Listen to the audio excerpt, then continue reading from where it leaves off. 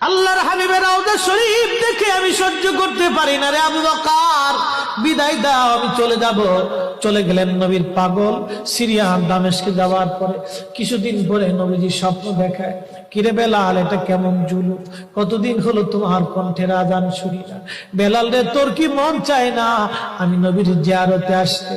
বেলাল আয়, আমি নবীর জিয়ারতে আয় রে বেলাল আয়, কতদিন হলো তোমার কণ্ঠের আজান শুনি না।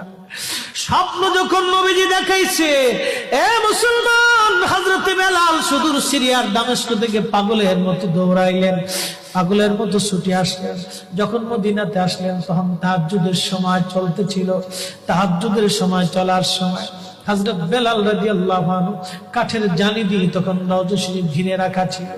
ওই জালির পাশে বসে বসে জালির সঙ্গে মাথা ঠেকাইয়া নবীর পাগল বসে বসে গুনগুন গুনগুন করে কাঁদে আর বলে, হুজুর, আপনি আসতে বলেছিলেন, গোলাম এসে হাজির হয়েছে। নবী গো, আজান দিতে বলেছেন, আমি আজান দিলে আপনি আগে নামাজ আসতেন, এখন আজান দিলে কি নবী আপনি নামাজে আসবেন? হুজুর, এখন আজান দিলে কি আপনি নবী নামাজে আসবেন? নতুন মুয়াজ্জিন আসছে আজান দেওয়ার জন্য, এসে দেখে নবীর মুয়াজ্জিন বেলাল কাঁদে। ডাক দেখে মদিনাবাসী শুনছো, নবীর মুয়াজ্জিন ফিরে এসেছে, বেলাল আসছে, বেলাল ফিরে আসছে। এই কথা শোনার পরে সব সাহাবী ঘর থেকে বের হয়ে দৌড়ায় এসে দেখে বেলাল কাঁদে। সাহাবীরা বলে, বেলাল আজান দাও, কতদিন হলো তোমার কণ্ঠের আজান শুনি না।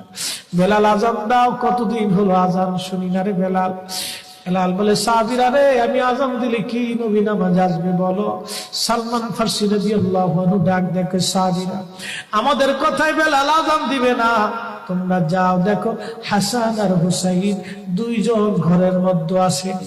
ইমাম হাসান হুসাইন রাদিয়াল্লাহু আনহুমা যদি বলে তাহলে বেলাল অবশ্যই আজান দিবে। সালমান ফারসির পরামর্শে সাহাবীরা দৌড়ায় গেলেন। বর্তমান 7 নম্বর গেট বাবু সালাম বরাবর একটা মসজিদ আছে, মসজিদে আলী। এটাই ছিল হযরত ফাতেমা রাদিয়াল্লাহু আনহার বাড়ি। এই বাড়িতে দৌড়ে যাওয়ার পরে ইমাম হাসান হুসাইন রাদিয়াল্লাহু আনহুমা দুইজনকে নিয়ে আসা হলো। দুইজনকে নিয়ে আসার পরে হযরত ইমাম হাসানকে দেখতে আমার নবীর মতো দেখা যাইতো, চেহারাটা রাসূল করিমের চেহারার মতো ছিল।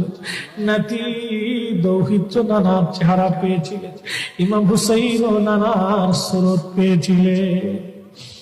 দুই ভাই নানার সুরত পেয়েছিলেন। হযরতে বেলাল রওজা শরীফ থেকে উঠে হযরতে হাসানের বুকের মধ্যে মাথা ঠেকায় কাঁদতেছে, ইমাম হুসাইনের বুকের মধ্যে মাথা ঠেকায় কাঁদে।